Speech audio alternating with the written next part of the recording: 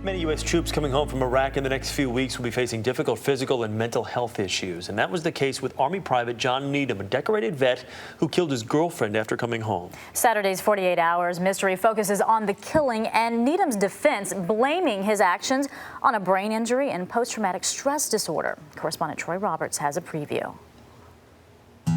Jackie was a very loving, beautiful girl who loved me, and I loved her unconditionally. In the summer of 2007, John Needham met 19-year-old Jackie Villagomez at a party in San Clemente, California. She was a high school graduate who wanted to get into modeling and acting. You know, she was absolutely precious to me. John had just come back from Iraq. After serving more than a year, he came home shattered, physically and emotionally. He'd been diagnosed with post-traumatic stress disorder. John's brother, Mike. When people ask me how John was, it was kind of like, I don't know. I don't know how John is, because John's not here anymore. It's somebody else. 2 months after being medically discharged from the Army, John did the unthinkable. Orange County prosecutor Steve McGravy. Jackie was beaten to death. It was a bloody scene. The pictures show a scene that, most people would think it's a Quentin Tarantino movie. 26-year-old John Needham beat Jackie to death with his bare hands, and he was now facing life in prison. John says something inside him snapped. I see it as complete chaos, complete insanity.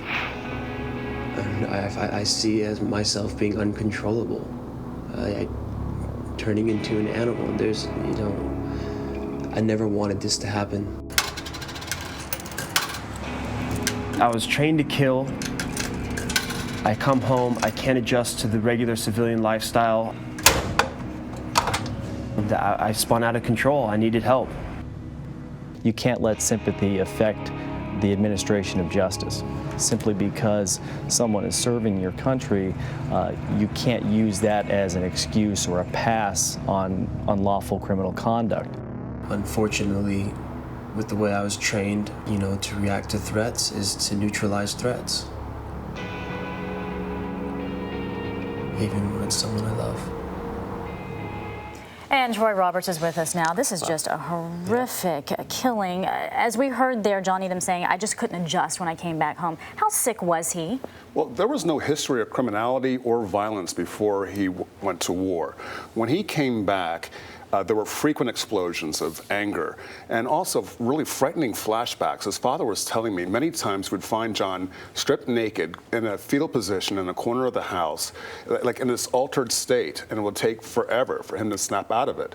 And he was on countless medications, and none of them really worked for him. We have heard for years about post-traumatic stress disorder being something that so many of our young men and women return to the States with after spending time in Iraq and Afghanistan. Has it ever been used as a defense for murder, though? Yeah, 3 years ago, an Iraq veteran living in Oregon killed an unarmed man, and he claimed PTSD as a defense.